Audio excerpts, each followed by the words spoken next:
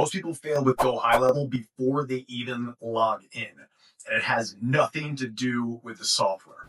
In this video, I'm going to show you the #1 mistake that almost every single person using GHL makes and how to fix it before you waste months building the wrong things. Check it out.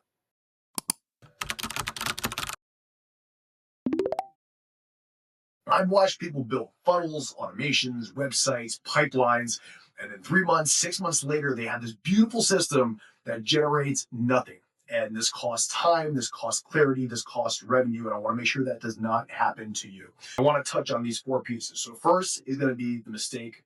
I want to tell you why I see this happening. Then I want to go over the ecosystem that you should be designing first. And then I want to go over how to fix this before you build anything moving forward. Here's the mistake.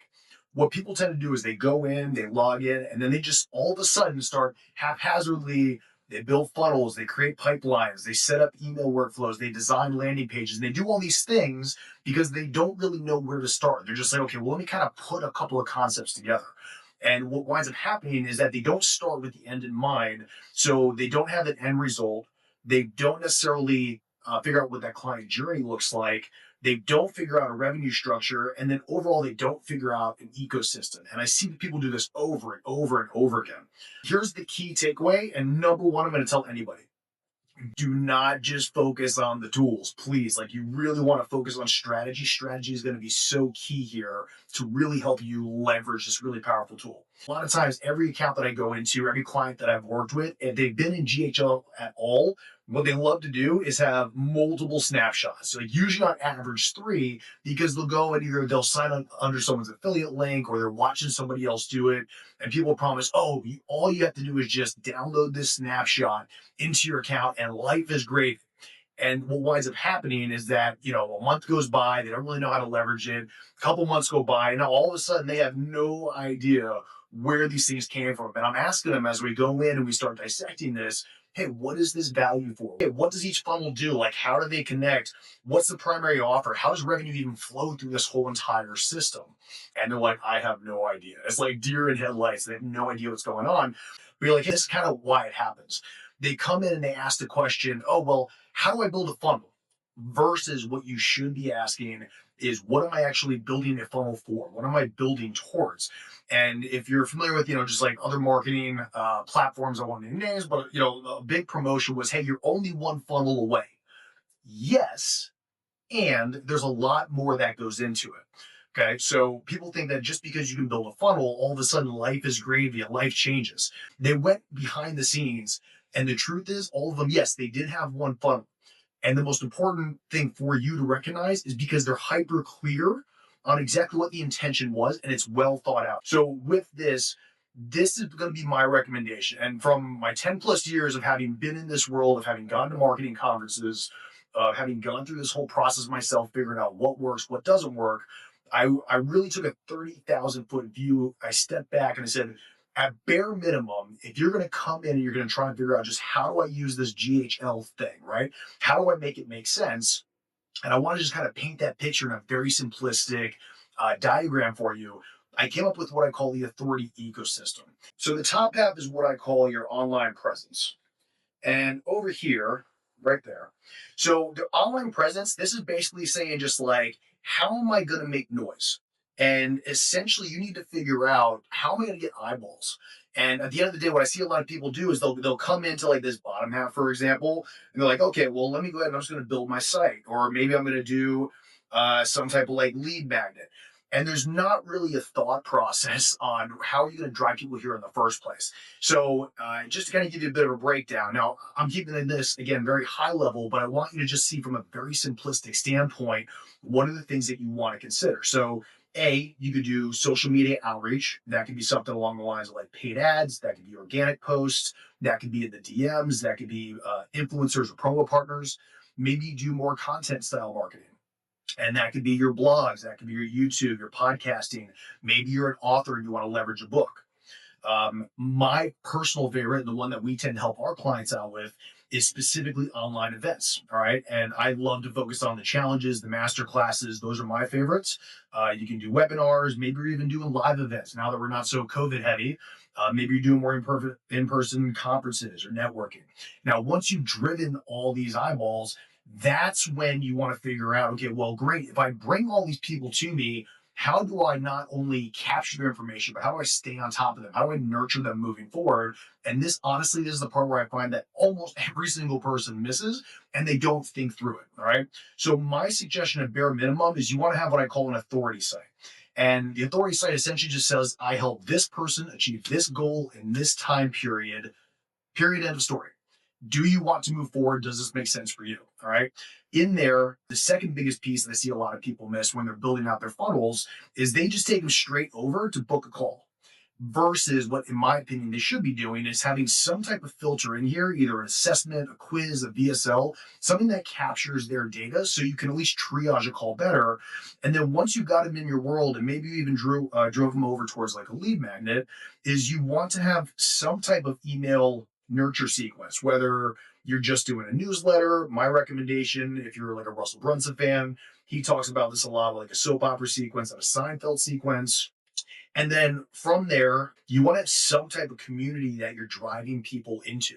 And from like all the marketing conferences I've gone to, the biggest thing between businesses that fail or the ones that are tremendously successful and then just continue to grow, the difference is having a community, a place where you can gather everyone together and to be able to nurture them and provide value and things of that nature, right? So that's where you definitely want to consider how are you going to feed them in once they come into your world and then be able to keep them there and stay top of mind.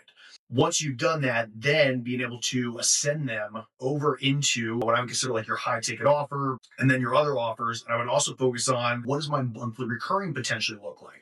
And that is the second biggest piece that I find that most individuals miss, where they'll go and they'll bring somebody into, maybe like a mid-ticket offer, and then all of a sudden maybe it's a 3-month endeavor.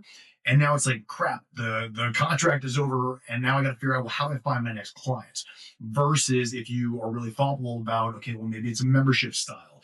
Maybe it's an ongoing like yearly subscription, something to that extent where you keep the MRR flowing, sort of like a Netflix style model. And then the last piece is maybe even potentially having some type of nonprofit give back. Okay, so this is my overall ecosystem that I want to be able to have you start thinking about what does your ecosystem look like and crafting that before you even get in and start building these pieces out. Now, as far as practical application, like what are the next steps? Like, Brandon, you just showed me this whole ecosystem. Where should I start?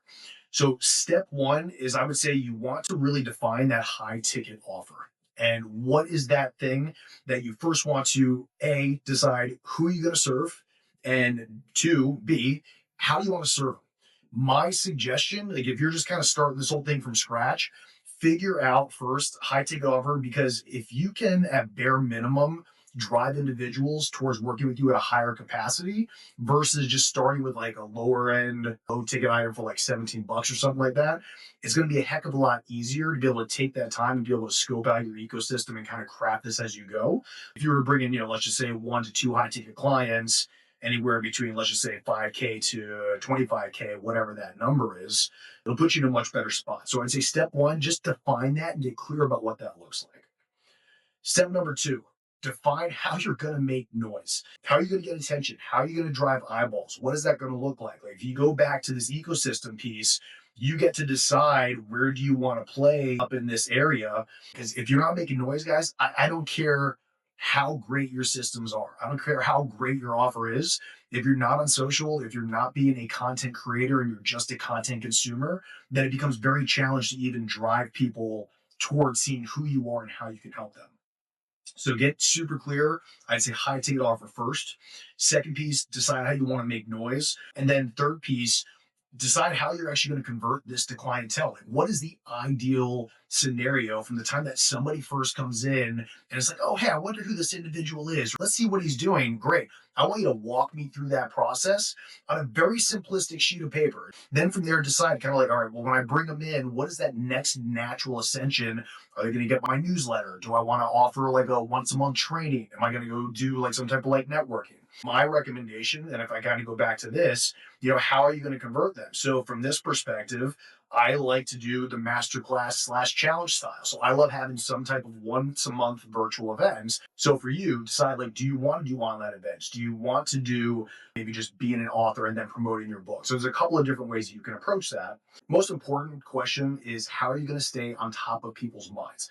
So when I work with a clientele, a lot of times what we'll do is we'll go and we'll mind map this entire thing and be hyper intentional about it. Like, this is what I call like a business blueprint. Where do you want them to come from? What do you want it to look like when they come into your world? How do you want to nurture them? What are the touch points? And then once they actually do convert, then what does it look like from there? Because the sole intention is that we want to be hyper specific before we just start building and putting a whole bunch of things together. So like, I'll start with the client and say, okay, if they come in at this top part, awesome. Then what is that journey all the way through from start to finish? And then it becomes a lot easier, and there's a lot more clarity when you actually go into a system and you try and implement these things rather than just kind of like haphazardly throwing things or digital spaghetti against the wall. A couple mistake warnings, and I'm going to throw out here. Please do not try and build 5 funnels at once. And I've seen people do this like, oh, well, I got my VSL going and I've got my authority site here and I'm also trying to build my virtual event. Like, you're going to drive yourself fucking nuts. Please don't do that. All right. Number 2, please do not import snapshots blindly.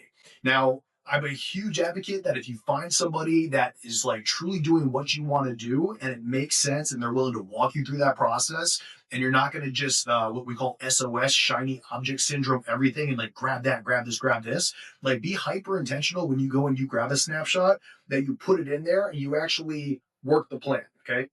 Third thing I'm going to say is create automations with being super intentional. All right. You want to have intentionality behind this. And again, I go back to this kind of mind map piece. Like, if you know what you want to have happen, it's so much easier to go in and say, cool, this is step 1, this is step 2, this is step 3. What if I'm just starting? Awesome. Even more reason to map this thing out first into something that makes sense for you and for your business. What if I already have everything built? What if I've already built all these pieces out? I have all these assets. Okay, audit it. And then you definitely want to delete what does not fit in your ecosystem. What if I just want a couple quick wins? Totally hear you. I love quick wins as well. Quick wins will come from clarity, not from chaos. Here's the biggest takeaway. GHL is very, very powerful. It's a tremendously incredible tool. I absolutely love it.